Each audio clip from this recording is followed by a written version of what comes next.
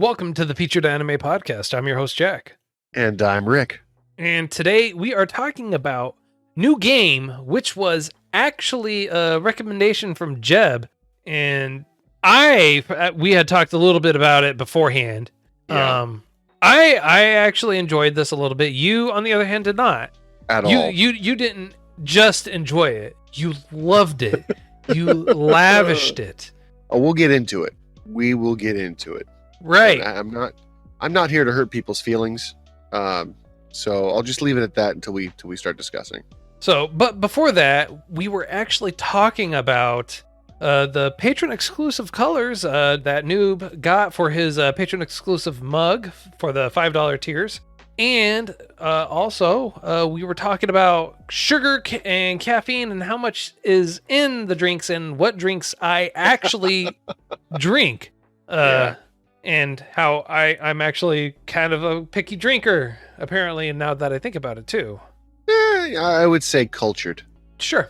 You wanna catch that wider conversation? Patreon.com/featured anime podcast. $1 a month will actually get you that bonus content. So, New Game. It's 12 episodes long, aired in July 2016, ran all the way through September 2016. Producers for it are Frontier Works, Kadokawa, which kind of shocked me, and Delfi Sound, ATX, Sony Music, Communications, and then studios are Doga, Kobo. Its source is manga, and the genres are games, slice of life, and comedy.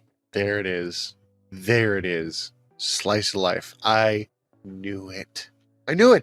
You say that like it's a bad thing, considering that some of the most highly rated ones were slice of life. I've come to terms with it. I am a huge in stature, girth, and just enthusiasm supporter of slice of lives, because at first I hated them. They are good. First I was afraid. I was petrified. And then your name came out, and I was like, oh my god, these things are awesome. Yeah. July and April. Violet Evergarden. Yes. But yeah, like really, really good ones. But just like a beautiful rosebush, this genre also has some thorns. Much like a lot of the other ones that are out there, like the comedies, it's actions, adventures, the fantasies, all of them have their downsides. I don't know. I guess this genre for me has just had more flowers than thorns. I haven't really had a thorn yet until now. Now, I'm not trying to be mean, but I found it very difficult to get through. Maybe it's just my mentality. Maybe it's just my mindset. But I felt like the title of every episode, the one sentence title of every episode, was a fantastic summary for each episode. I realize the title is kind of the focal point and whatnot, but I feel like, for instance, my first paycheck, I was watching it and I'm like, you know what?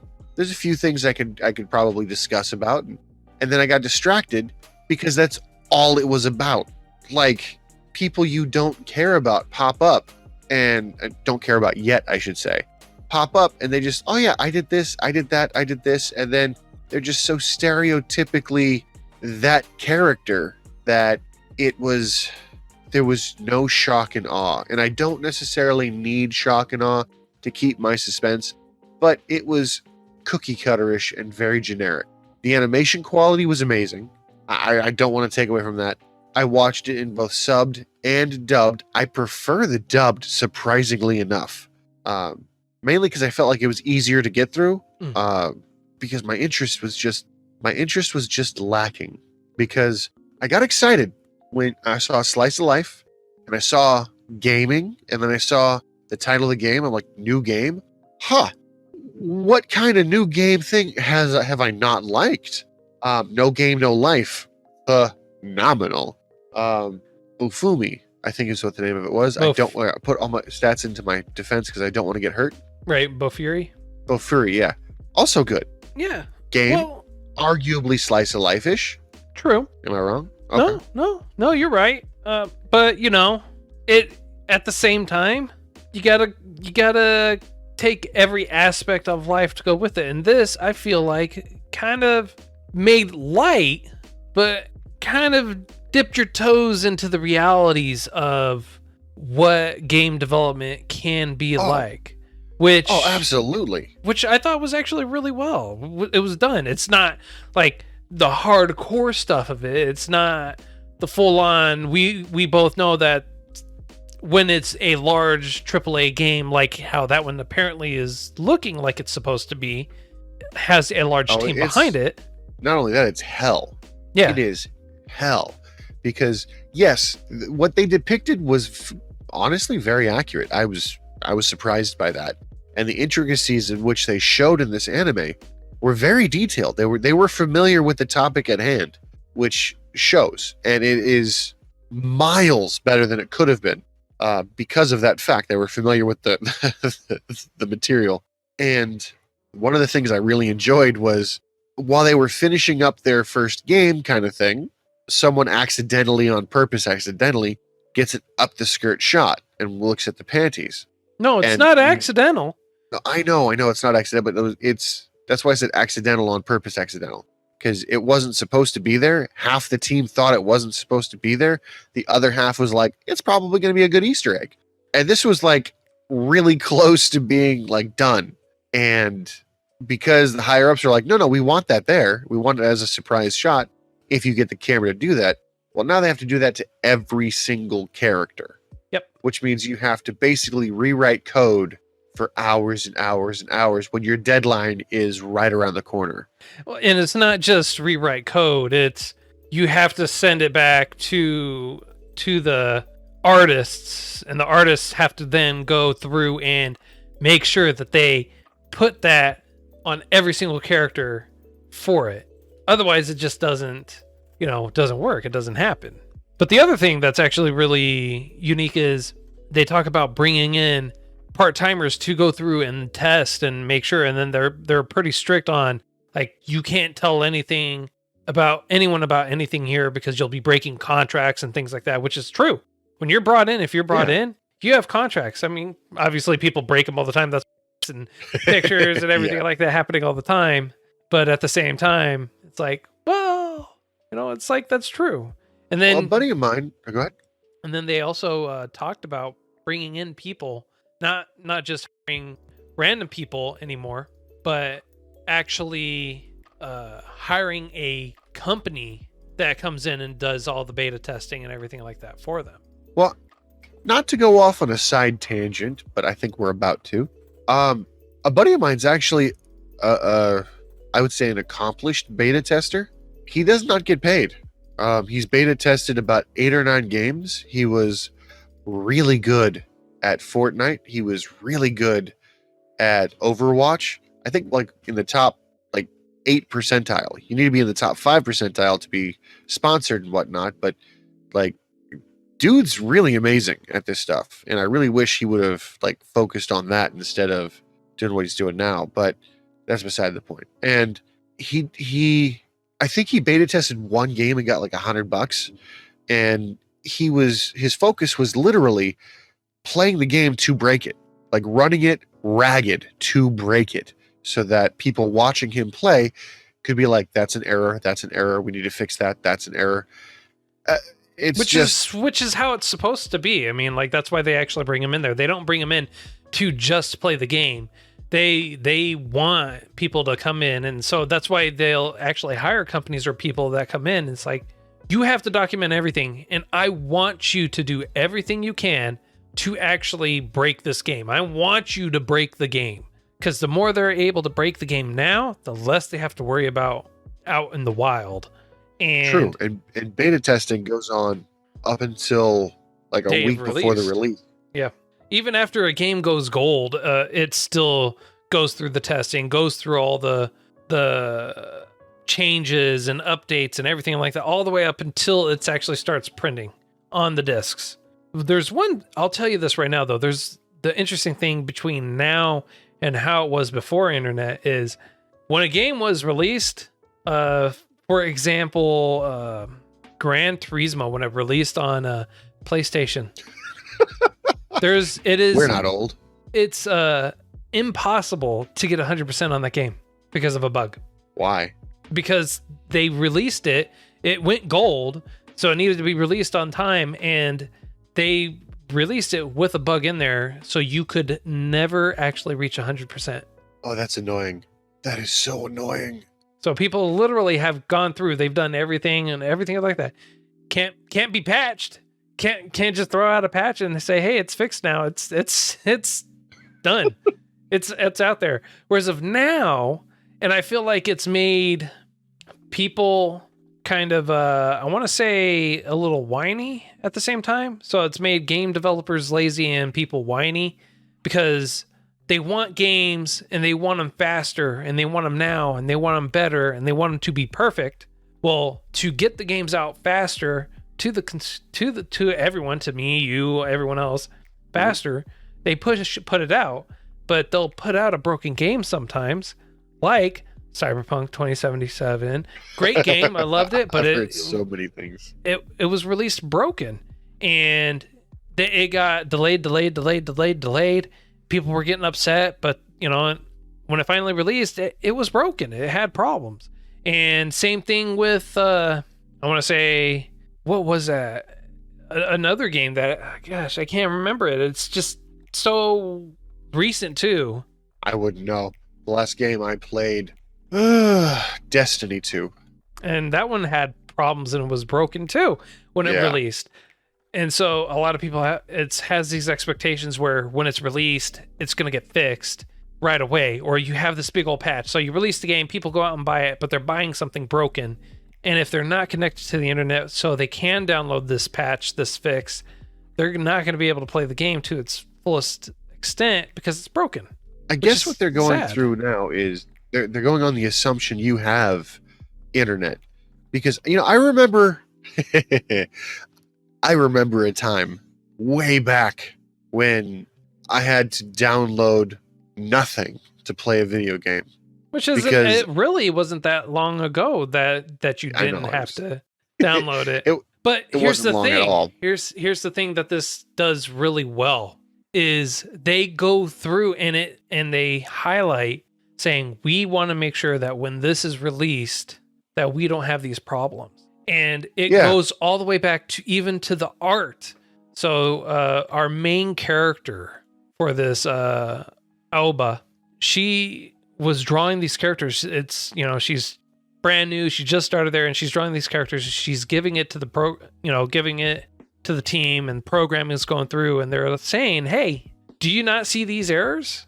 And like all these errors, I mean, like, hey, it looks great, on point, but all these errors that you're seeing there are going to cause problems in the games, and you need to make sure. Unless you fix them, they're going to make it to the main game. Yeah. And I thought that was kind of cool because she used a very valid reasoning or thought process of, it let me export my character. I thought they'd be either fixed in post or it was not a problem. Yep. Now, the one thing I did like, well, I liked a few things, but the main thing I liked was her attitude. Yeah. She was not proud. No, not at all. She was very agreeable. Unfortunately, almost to the point of too agreeable. Actually, did you notice, was there any male characters in here that you saw? Because I don't remember seeing a single one. I remember they mentioned the dad, but I don't think he made an appearance. So they did show male characters, but they were kind of in the background, moving around, or a part of the whole group, especially at the end. That's where they made their appearance. Okay. But they weren't talking, and it wasn't the focus of the group or the focus of the people. So for the focus, it was just the Aoba, Kyo, Hifumi, Umeko, Nene, Yoon, Hajime, and Rin for the main focus of them, and Shizuku, the director, as well. So okay. Well, the reason why I bring that up is I thought maybe there was a character design, ironically enough, what we were just talking about, flaw, and that some of the characters were supposed to be male. They just weren't. And the reason I say that is in the dubbed version, several times the blonde boss refers to a few different people as he and him. I am willing to bet that was just a mess up on the dub, because sometimes it happens. It does. It happens. It happens a lot. Even in subs, it happens a lot. Like things happen. It just makes it all the way through, and that's how it goes. Yeah. Kyo or Yagami, the blonde chick, it's commented that she actually looks or dresses like a guy sometimes, and they do make a reference as to why that she does that. She says she's more comfortable in those kind of clothing, which is understandable. I find it more comfortable to be in that kind of clothing too. I just don't know how I would feel sleeping in my underwear in the office. That's a little bit of a no-no for me. I don't know, dude. I've done that. Jack, I've actually done that in the past. Well, I used to work in a government office and my ride had a different time slot than me. And he was an early riser, early to work kind of dude. My day started at 7 and he was like, hey, 3:30, we're leaving because my day starts at 4 and I'm getting out same time as you. I'm just going to work one day less. I'm like, all right, you're the boss. He was literally like my 4th boss up, but he was a family friend, which is how I got the job. Nepotism. I didn't need the job. I didn't deserve the job. I definitely needed the job. And I remember that in order to avoid getting my work clothes dirty, I sectioned off a portion of the changing room as my bed area because everything was filthy. Everything was filthy except in the public areas, and there's no way I'm going to get caught there. So I would sleep in my boxers for the next 2 or 3 hours. See, I couldn't do that though. I like how Alba said, you know, she's just like, I can't sleep here in my underwear. I wouldn't be able to do it. I mean, like, but then again, I have a different mentality. Yagami apparently just doesn't have this issue or problem just sleeping in her underwear anywhere. But true. Well, you see, like when everybody goes, when she thinks everyone's gone, she goes, liberation, freedom, yes. And then someone catches her and she's able to convince her to do the exact same thing. It's contagious. It's contagious. The logic is sound. You want to be comfortable. You want to have a decent rest. And in my personal case, I didn't want to dirty the clothes I was going to work in all day. Okay. All right. I guess. I mean, yeah, you know, I honestly, I got nothing. You'd be the responsible one to get your own ride. Yeah, basically. That's how it would be. I mean, it is what it is. But whatever. I'm not gonna complain. You know, these experiences made me who I am today. So I will. Yeah, I will take the good and the bad. I'm gonna go out on a limb here and say that those experiences aren't exactly all that made you who you are today. Because I remember even before that you were sleeping in your underwear or like I remember we used to live together, man. All right, I remember. Yeah, I know. God, I know. Oh dear Lord, yeah. I still. Oh, dude. Yeah, we got stories. I don't want to get into it because we'll just go off on that tangent. But yeah, I wish that's all that happened. But going back to this, it other than being extraordinarily generic, in my opinion, I feel that it could have been shorter. There are 2 seasons, which I'm happy about. I don't know how it could have been shorter. I mean, like, are you saying they should just combine the 2 seasons into what? No. I feel like they could have taken that 12 episodes because looking at it, the meat and potatoes of the episode felt like it was about 11 minutes long and everything else was just filler. Okay. So I feel like they could have either combined episodes or just had the shorts. Okay. I guess I could kind of see that. My biggest problem with it was the pacing. I probably said my biggest problem a few different times already. Well, yeah, I mean, like the whole thing's your biggest problem. So, okay, let me tell you one of my problems with it. I agree with you. Pacing was a bit of an issue. Okay. It did feel a little slow, but it flowed nicely. What I didn't like though was the extra snippet or whatever at the end. Granted, it didn't really play into the story until kind of later on.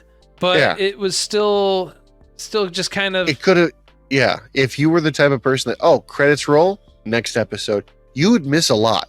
Yes. You would miss what I would consider to be not pivotal, but quality. You know what I mean? Okay. All right. All right. I feel you. I got you. I got you. Picking up what I'm laying down. I pick it up on what you're laying down. So, I mean, So try to I want you to try to convince, because you're really good at this at times. Convince me that it was a better anime than I think it was. all right. So, to point out what Jeb actually is saying in the live chat right now, is he's saying it's banter, that it's not filler rather. So, and I have to agree, it's not filler. I could see where you could feel like it's filler, but I agree 100%. It is banter that it helps you, I want to say, develop that symbiosis, that connection with the characters, helps you better understand them. I understand what you're going through, and yes, there are definitely some instances of where it does give you a deeper understanding of who you're dealing with and what you're talking about. However, more often than not, I feel like they fail. I feel like everything that has been said could have been taken care of in a much lighter, much faster time. Okay. So where I can see that. I really can. I can see that. But I don't know. I enjoyed it. The pacing was slow a little bit, but it was entertaining. And the interactions that you had and the connections that everyone developed, I felt like was done at an appropriate pace, especially for how we're meant to feel about everyone. Okay, I get that. I just I don't know. Like, watching it, talking about it makes sense. I can see why old Jeb would like this. I see why a lot of people would like it, but it's not something you can binge. I feel like if I was to catch this as it is coming out, like there's anime I watch, I haven't watched anything new other than what we're talking about now, mainly because of my work situation, but like Rinmaru with reincarnated as a slime. I would watch that one episode and it would just marinate, and it would be cool, and it would do stuff for me that wasn't, I guess, part of the norm. You know what I mean? No, I gotcha. I could take this in and think about it and appreciate all that was said. For instance, the upskirt shot, the having to choose what your first paycheck was about. I remember thinking about this. What did you spend your first paycheck on? Do you remember? Yeah, I spent it on food, so that way I could eat while I lived in my car for the job. That's what I spent it on. What did you spend it on? I spent it on food and living. That's what I spent it on. Just curious, are we talking about the airport? Yes. Obviously. I was gonna say so what I spent my money on my first job, for my first paycheck. So it's not regional, but I know you know what Jack in the Box is. I had a meaty breakfast burrito, extra meat, extra cheese, just this mammoth of a breakfast burrito that I served all day long from Jack in the Box, and I've never tasted better food.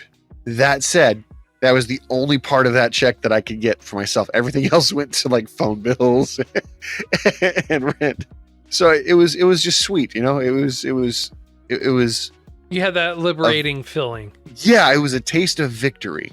I gotcha. And okay, what they were doing on there, like if I was to sit down and I was to just let that, for lack of a better term, wash over me, and I think about it for the entire week, it would bring fond memories. And I think that's what a big draw for this is. That if you don't binge it, if you watch it and you just sit and you have that story to yourself for a week or so, I can definitely see that as being freeing, if that makes any sense. Yeah, no, that makes sense. And I mean, it is her first job.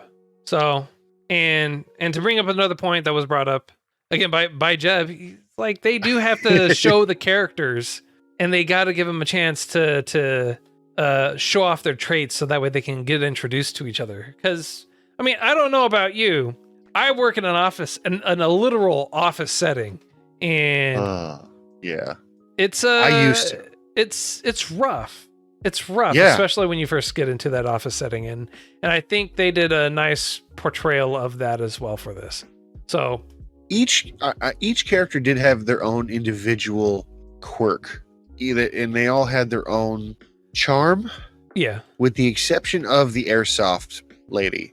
Like, I did not find her. I was jealous. I wish I had all those airsoft guns. Well, I'm just my problem. Look, I would have had those airsoft guns in the office if I could get away with it. I mean, like, heck, a coworker and I brought Nerf guns and we started shooting people randomly in the office. Straight up, if I could get away with the airsoft gun, I would do it in a heartbeat. I would. Here's my biggest problem with that, and it's personal rather than functional. Mhm. When I used to be a security guard at a toy store, like at a very popular toy store. You remember the one? I do. I got fired or let go because I brought my brand new paintball gun without it being loaded for CO2 or anything. I was just like, look at this. This thing's awesome. I was proud. And my boss goes, you can't bring that here. I'm like, why not? It looks really cool. And he goes, this is a toy store. And that looks like a gun. I'm like, it doesn't look like it's a paintball gun, I guess. Okay, fine. Yeah. So you were let go for an entirely different reason. But yeah. No, for that reason. But no, I'm saying aside from yeah. Yeah. So that brings me to just have like I'm gonna say a deep-seated jealousy that this character is able to do that. There you go. And let alone fire at her boss. Don't you feel better now? Just getting that off your chest there, Rick. See, if I had a week to ruminate on this, if you will, to draw it in and seek my own demons rather than the therapy session that we have. Right. It's gone from a complete distaste to, okay, I might be jealous. There you go. See, we just help you work through your problems, man. Just like everyone else, you got problems. We are here to help you work through them. But you know what? I got 99 problems and most of them are work related. True. And the rest of them are probably me. So I think this is a good spot to kind of go into a rating, sir. How about you? Well, okay. They went through the whole process. It was informative. The animation style was quality all the way through. I can't take away from that. For what it wasn't bad. It just wasn't my cup of tea. Okay. All right. If I knew someone liked that kind of genre, my problem is I went in with it expecting action. I went in expecting suspense, some fighting, some, like, if they're building a game, I wanted to see gameplay, and it would be a game I'd be interested in. For instance, No Game, No Life. But you did see gameplay. It just wasn't the gameplay you were hoping for. You got to see, it's like, this is what it looks like before we actually add the people to it. This is what it looks like for this. This is how this is going to be. It was very informative, and it did have its little nice quirks, and I did think about it for a few days, specifically the Czech one, because I wanted to talk to you about it.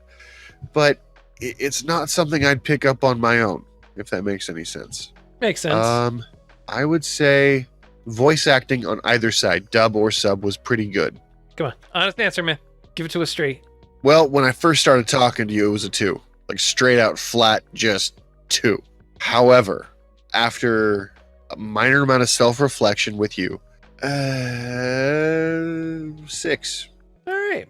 Okay. I wouldn't necessarily shun watching it, but it's not something I would actively go seek out because it's got good qualities. If I was in a different mindset, if I was in a different place, it might fit perfectly for what I want. Okay. It's just not now. It has a decent story. It flows actually really nicely for me. I enjoyed it. It was nice for me. It was a good palate cleanser from a lot of the more serious shows that we tend to we've actually been watching lately. Yeah. Okay. So this was a nice, a little nonsensical. It was a palate cleanser. Had its funny moments, especially at the end of episode 12. I thought was pretty funny, especially when they went out to go have their drinks and how Hifumi was. And I'm gonna say this right now. Hifumi's my girl. Like flat out, Hifumi's All my right. girl. And how Hajime, how she has her desk, I'm a little jealous. Jealous. Yeah, yeah. The figures, the setup, everything. Yeah. I would kill to have a desk like that. I can't have a desk like that because I'd get in trouble, but I would love to have a desk like that. But for those reasons and the fact that I actually enjoyed this, I'm going to give it a 7. Okay, so it's not that far off from mine. No. So just to be clear, 4 and 5 is like the median. It's there. It's not bad, but it's there. Yeah. Right? Okay. All right. So it's better than just being there, but for me it's just above being there. Mm-hmm. So, yeah. What do you think we're watching next week?